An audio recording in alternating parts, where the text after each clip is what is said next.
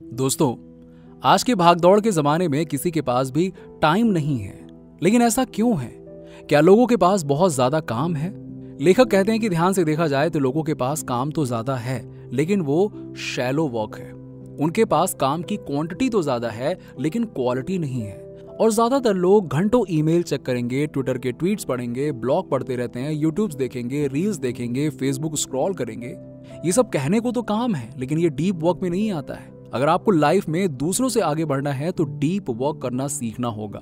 Deep work का मतलब होता है कि अपने काम में डूब जाना और काम में इतना खो जाना कि किसी चीज का होश ही ना रह जाए। लेकिन ये तभी होगा जब आप अपना मनपसंद काम करेंगे। इससे आपके काम में ऐसी क्वालिटी आएगी ना कि लोग आपको नोटिस करने पर मजबूर हो जाएंगे। लेकिन ये डीप वर्क करते कैसे हैं? इस किताब में यही सिखाया गया है। तो आइए इस वीडियो को पूरा देखते हैं। लेकिन आगे बढ़ने से पहले हमारे चैनल को सब्सक्राइब करके वो वाला, जी हाँ, वही वाला बेल आइकन जरूर दबा दीजिएगा। देखिए, इस किताब के 2 भाग हैं जो कि निम्नलिखित हैं। Part 1, idea of deep work. इस भाग के भी 3 भाग हैं। पहला, why deep work is valuable. गहराई से काम करना इतना महत्वपूर्ण क्यों है? इस चैप्टर में लेखक ने बताया है कि डीप वर्क करना जरूरी क्यों है।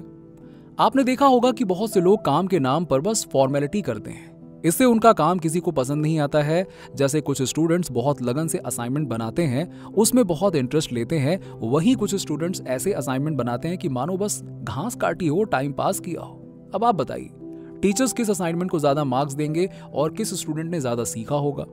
ऐसे ही दूसरे एरियाज में भी देखा जाता है। अगर कोई ढाबे वाला जल्दबाजी में खाना बना देगा तो उसमें टेस्ट नहीं आएगा, और ऐसे खाने को भला कौन खाएगा? तो इसीलिए हमें डीप वर्क करना सीखना चाहिए।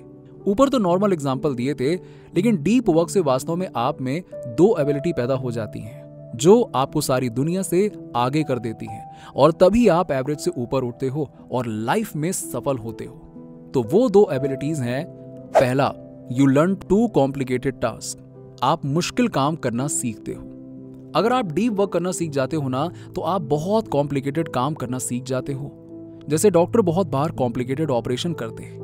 अगर वो उसे पूरे ध्यान से नहीं करेंगे ना, तो किसी की जान भी जा सकती है। ऐसे ही नॉवेल लिखने वाले लेखक भी अपने उपन्यास में पूरा डूब जाते हैं, और तभी मास्टरपीस पैदा होता है। जेके रॉलिंग ने हैरी पॉटर नॉवेल की 7 किताबें लिखी थी, और लिखते हुए कई बार वो बाहरी दुनिया से पूरी तरह कट जाती थी और अपने लेखन में पूरी तरह से रम जाती थी। इसी से वो इतने बड़े बेस्ट सेलर नॉवेल्स लिख पाई थी। ऐसे ही पेंटर्स कई दिन तक अपनी पेंटिंग्स पर घंटों काम करते हैं, तब जाकर कोई विश्वविख्यात पेंटिंग बनती है। तो दोस्तों, अगर आपके पास कोई भी कॉम्प्लिकेटेड टास्क हो तो डीप वर्क करना सीखिए। इससे आपको वो मुश्किल काम भी बहुत आसान लगने लग जाएगा, क्योंकि डीप वर्क से आपका दिमाग केवल उस काम में लग जाता है और इधर उधर नहीं भागता है। Number 2, you learn to finish a quality work fast. आप काम को जल्दी निपटाना सीख जाते हो।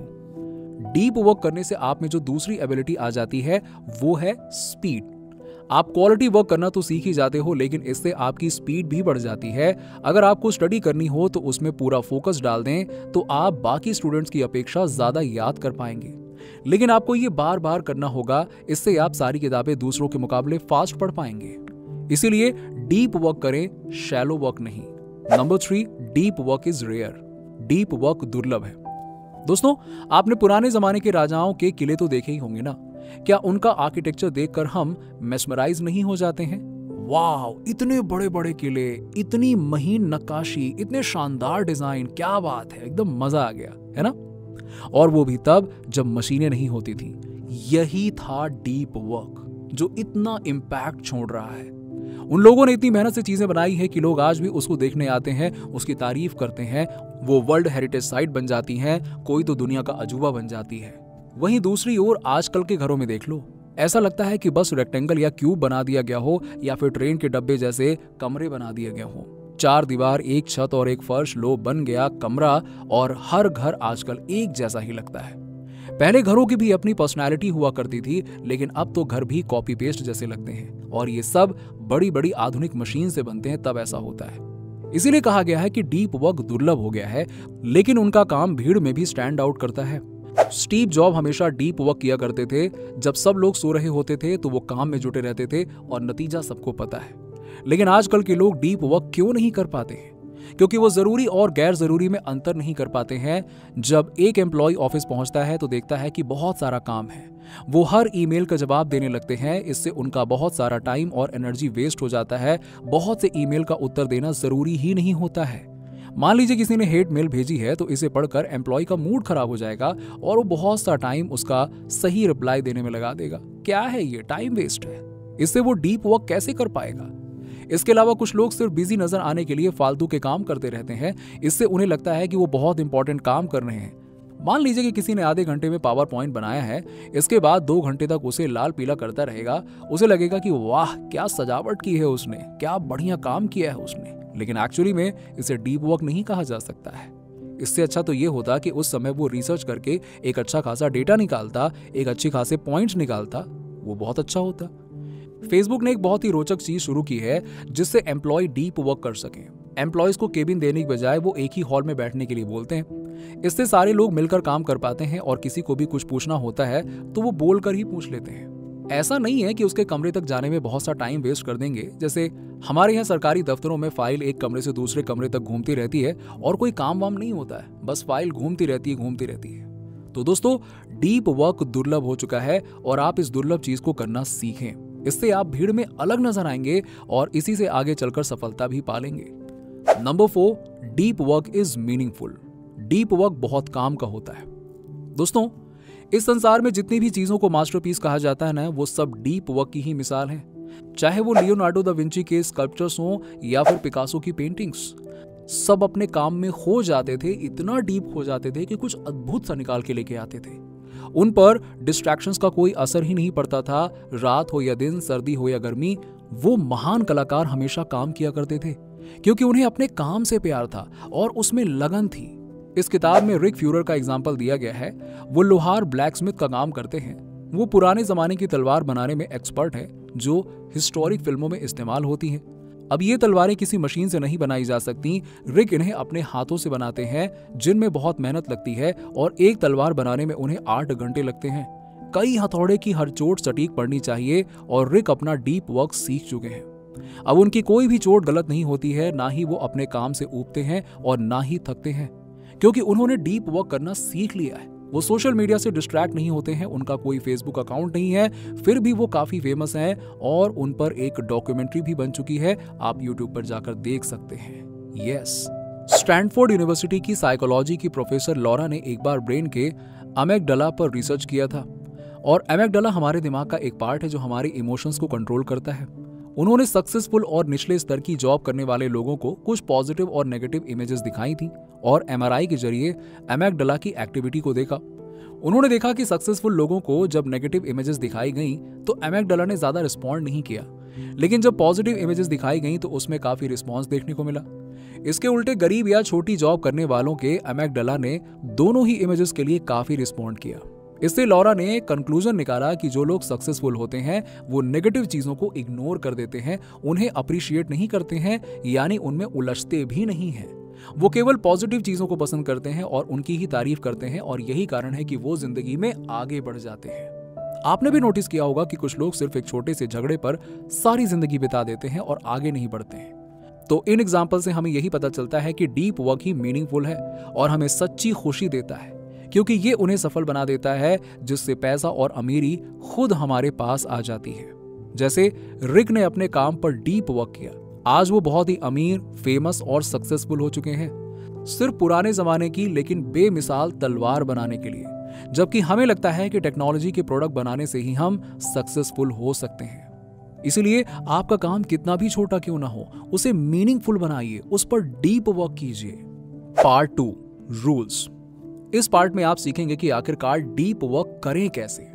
Rule number 1, work deeply. Deep work के लिए सबसे जरूरी है कि आप खुद को काम करते वक्त डिस्ट्रैक्शन फ्री रखें। कोई भी आपको डिस्टर्ब ना करे। जैसे कोई लेखक लिख रहा है और कोई बीच में आकर उसे डिस्टर्ब कर देगा तो उसका फ्लो खराब हो जाएगा। इस रूल को अच्छे से समझने के लिए लेखक ने एरिस्टोटल का बनाया हुआ द यूडाइमोनिया मशीन का कॉन्सेप्ट समझाया। द यूडाइमोनिया मशीन एक तरह का स्थान होता है जिसमें 5 कमरे होते हैं और कमरों के ऊपर 1 से 5 तक नंबर लिखे हुए होते हैं। आपको डीप वर्क सीखने के लिए एक एक करके इस मशीन के सभी रूम्स में जाना होता है।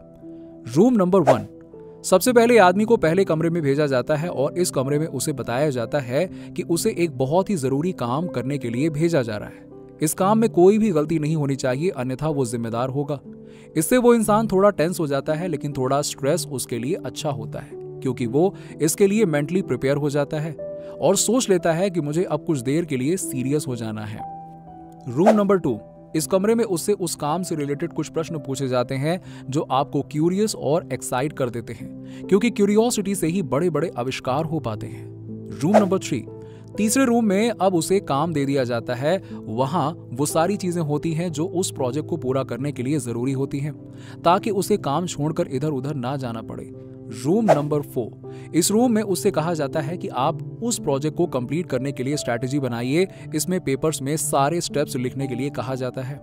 रूम नंबर 5, अब उसे आखिरी कमरे में भेजा जाता है और ये कमरा साउंड प्रूफ होता है। यहाँ आप अकेले होते हैं और कोई आ जा भी नहीं सकता है। यहाँ उसने जो स्टेप्स लिखे थे उन पर काम करना होता है। उस व्यक्ति को लगातार 90 मिनट्स तक काम करने के लिए कहा जाता है और फिर 90 मिनट्स की ब्रेक दी जाती है। ऐसा तब तक किया जाता है जब तक ये काम पूरा ना हो जाए। तो दोस्तों, एरिस्टोटले सदियों पहले अपने शिष्यों को इस तरह की ट्रेनिंग दिया करते थे। इससे वो युद्ध कला से लेकर हर सब्जेक्ट में बहुत निपुण हो जाते थे और सबको पता होता है कि अलेक्जेंडर ने कम उम्र में ही आधी दुनिया जीत ली थी।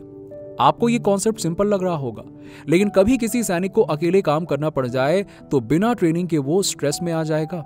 लेकिन इस तरह की ट्रेनिंग ली होगी तो वो अकेलेपन से घबराए बिना अपना उचित काम कर पाएगा। लेकिन आज के मॉडर्न कल्चर में हम चारों ओर से डिस्ट्रैक्शन से घिरे हुए हैं। ऐसे में डीप वर्क कैसे होगा? अगर आप कमरे में अकेले भी हैं तब भी अकेले नहीं होते हैं। कभी ईमेल आ जाते हैं, तो कभी सोशल मीडिया डिस्टर्ब कर देता है, तो कभी कॉल आ जाता है। थोड़ा सा कमेंट पढ़कर ही आपका दिमाग उस डायरेक्शन में चला जाता है और आपका अपने काम से फोकस हट जाता है। इसीलिए अगर आपको डीप वर्क करना है तो यूडाइमोनिया मशीन के 5 स्टेजेस की तरह करें। पहले काम डिसाइड करें, फिर थोड़ा सीरियस हो जाएं, फिर क्यूरियोसिटी जगाएं, फिर आइडियाज लिख लें और फिर क्या, उस काम में जुट जाइए। इससे आपके काम में बहुत ज्यादा क्वालिटी आ जाएगी। Rule number 2, embrace boredom. दोस्तों, आजकल हर किसी को सुख सुविधा चाहिए, सबको 24 घंटे एंटरटेनमेंट चाहिए, कोई भी बोर नहीं होना चाहता है। हालत इतनी बुरी है कि बेटा अपने माँ बाप के पास बैठा हो फिर भी अपने फोन पर ही पता नहीं क्या लगा रहता है, कहाँ घुसा रहता है। लेकिन ऑथर कहते हैं कि अगर आपको डीप वर्क करना है तो बोरियत को गले लगाना पड़ेगा। जब भी आप कोई महान काम कर रहे होते हो तो बोरियत हो ही जाएगी, इसमें कोई बड़ी बात नहीं है, लेकिन आपको वो काम तब भी करते रहना है। आपने देखा होगा कि क्लासिकल म्यूजिक कितना ज्यादा टफ होता है, लेकिन फिर भी ऐसे गायक होते हैं जो उसे आसानी से परफॉर्म कर लेते हैं। तो वो ऐसा कैसे कर पाते हैं? उत्तर सबको पता है। उन्होंने सालों साल रियाज किया होता है, एक एक राग को लाखों बार प्रैक्टिस किया होता है। और आपको क्या लगता है कि इसमें उन्हें बोरियत नहीं होती होगी? जरूर होगी, लेकिन उन्होंने बोर होना मंजूर किया, बोरियत से भागे नहीं होंगे, लगे रहे होंगे। दोस्तों, हर समय की मस्ती मजाक सही नहीं होती है। ऑथर ने कहा है कि अपने लिए कुछ फन टाइम निर्धारित कर लें, उस समय आप बेशक मौज मस्ती कर लीजिए, लेकिन डीप वर्क के लिए भी टाइम शेड्यूल फिक्स करिए और उसे पूरे नियम से फॉलो करिए। आंधी आ जाए या तूफान आ जाए, उस पर हर दिन जुट जाइए और पूरा करते रहिए। एक दिन जब आपको सफलता मिल जाएगी या आपको उस कला में महारत हासिल हो जाएगी तो आपको इतनी खुशी मिलेगी जिसका आप अंदाजा भी नहीं लगा सकते हैं। ये शब्दों से बयां हो ही नहीं सकती है वो खुशी है। इसलिए मस्ती मजाक को सैक्रिफाइस कर दीजिए अगर आप कुछ बड़ा अचीव करना चाहते हैं तो। छोटे मोटे काम के लिए ऐसा करने की जरूरत नहीं है, लेकिन हाँ, आर्टिस्टिक या टैलेंट वाले काम है तो आप डीप वर्क का ये रूल जरूर अप्लाई करिए। Rule number 3, quit social media. दोस्तों, सोशल मीडिया एक बीमारी की तरह बन गया है। एक ही घर के लोग आपस में बात नहीं करते हैं, सब अपने अपने फोन में लगे रहते हैं। कोई फेसबुक, इंस्टाग्राम, ट्विटर पर, तो कोई यूट्यूब पर, तो कोई ऐवे ही फोन का वॉलपेपर देखता बैठा रहता है। कभी आपने सोचा है कि आज तक आपने जो कुछ भी वीडियोस देखे हैं उनसे आपको वास्तव में क्या फायदा हुआ है? ऐसा नहीं है कि सोशल मीडिया पूरी तरह से गलत है, लेकिन लोग फायदे के वीडियोस कम देखते हैं और अनाप शनाप चीजें ज्यादा देखते हैं। ज्यादातर बच्चे स्टडी के वीडियोस देखने के बजाय फालतू के रोस्ट और कॉमेडी वीडियोस में घुस जाते हैं और फिर क्या, बस टाइम वेस्ट। डीप वर्क के कॉन्टेक्स्ट में भी ऑथर ने सोशल मीडिया से दूर रहने को कहा है। जब आप अपना डीप वर्क कर रहे हो तो इस समय सोशल मीडिया से एकदम दूर हो जाइए। मान लीजिए कि आप कोई नॉवेल लिख रहे हैं और बीच में फेसबुक पर कोई पोस्ट पढ़ लेते हैं, इससे आपके दिमाग में हजारों तरह के विचार आ जाएंगे। आपका अपने नॉवेल से ध्यान हट जाएगा और इस तरह आप एक महान नॉवेल लिखने के बजाय वैसा नॉवेल लिख देंगे जैसे आजकल लिखे जा रहे हैं। क्या आपने कभी सोचा है कि जैसा लिटरेचर पहले लिखा जाता था, अब वो क्वालिटी कहां गायब हो गई है? क्योंकि लोग सोशल मीडिया पर इतने एक्टिव रहते हैं कि उनके अपने विचार कहीं खो से जाते हैं। अगर आप 21 दिन तक सोशल मीडिया से दूर रहेंगे, तभी आपके दिमाग में आपके असली विचार आएंगे, तभी आप महान नॉवेल लिख सकते हैं या अपनी कोई कलाकृति बना सकते हैं, वरना आपके दिमाग में सोशल मीडिया से जुड़े हुए विचार ही आएंगे। ऑथर उन्हें कचरा कहता है। जैसे ही आप कोई पॉलिटिक्स की न्यूज देखते हैं तो आपका दिमाग उस न्यूज को एनालाइज करने में लग पड़ता है। घंटों तक वही फालतू के विचार आपके दिमाग में घूमते रहेंगे, जबकि क्रिएटिव बनने के लिए आपको अपने दिमाग को इन फालतू विचारों से खाली करना पड़ेगा। तभी आप अपनी कला में डीप वर्क ला पाएंगे और तभी आप कोई मास्टरपीस बना पाएंगे। Rule number 4, drain the shallows. इस रूल में लेखक ने बताया है कि शैलो वर्क को पूरी तरह से हटा दीजिए। शैलो वर्क वो होता है जिसे आप लेजी होकर करते हैं, उसमें आप कंसंट्रेट नहीं करते हो, जो बहुत लंबा खींचता है और समाज के लिए वो किसी खास वैल्यू का नहीं होता है। इसलिए दोस्तों, जो भी आपका बड़ा गोल है उस पर डीप वर्क करें, और डीप वर्क गहराई से किया जाता है, इसलिए वो जल्दी खत्म नहीं हो पाता है।